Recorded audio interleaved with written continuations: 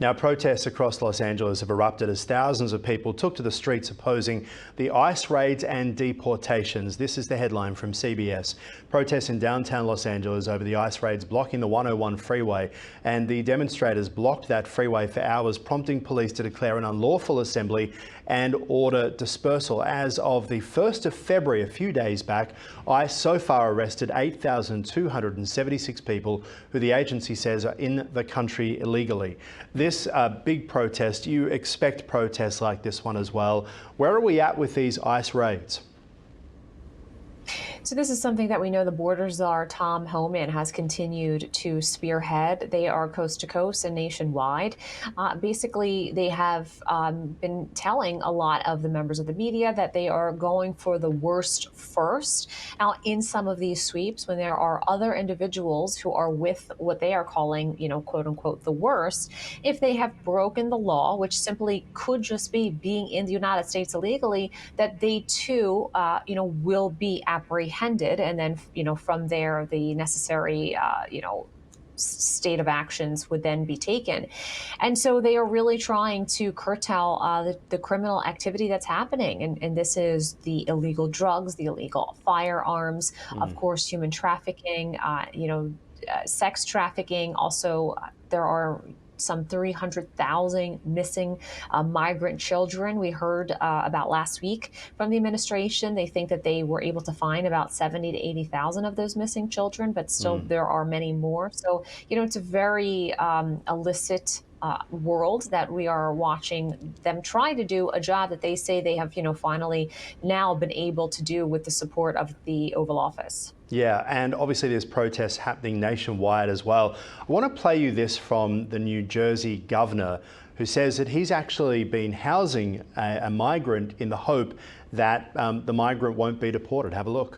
Talking about, I don't want to get into too much detail, but there's someone in our broader universe whose immigration status is not yet at the point that they are trying to get it to.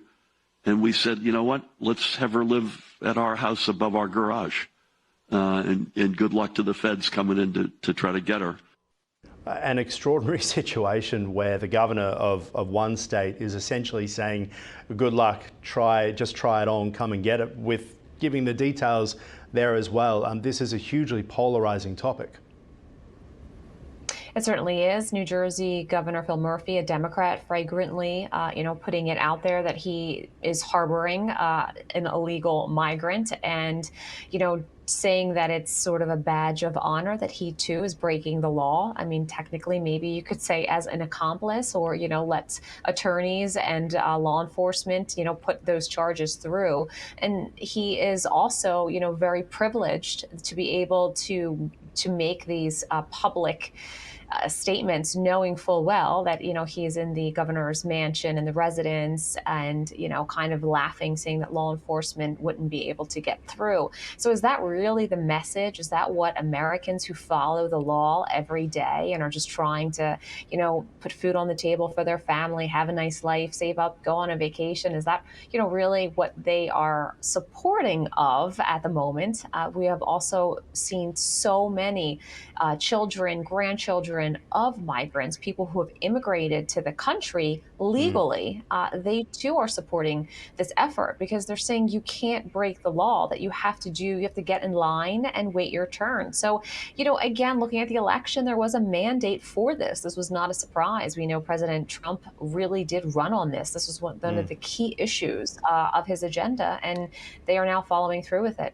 It is funny, isn't it, when you see surveys right around the world, it's often migrants who are opposed to immigration in these surveys as well. An interesting point you make about thumbing his nose at the law because he doesn't agree with ICE and he doesn't agree with these raids. It is interesting, when President Trump was being pursued by the law under the Biden administration, he still turned up to court. We still have those pictures and images and the mugshot. He didn't decide to hide or to disappear. He said the law is the law, needs to be changed in his opinion, but he will abide by the law so long as he has to. There are some really interesting views on this. This is from one citizen in Los Angeles. All right, so I'm seeing the protests going on in LA. They're like blocking the 101 freeway or something. It looks absolutely insane because they're protesting over the ICE deportations. So let me get this straight. You're going to come into our country illegally, and then you're going to block Americans from going to work, doing whatever they need to do, and then you're going to burn our flag and you're going to raise your flag up while hating on America, but then refusing to leave it? Call ICE, give them the location. Bye-bye. She'll probably become the White House press secretary in minutes. Well, you know what? Try that in a country in the Middle East or in Europe. See what happens. I mean, obviously here you have the freedom, of speech. You can peacefully protest. Now, of course, police had to get involved to move them just for safety reasons to be able to free up the freeway. But again, you're entitled to have your opinion. But right now, the law is the law, and that is what they are following.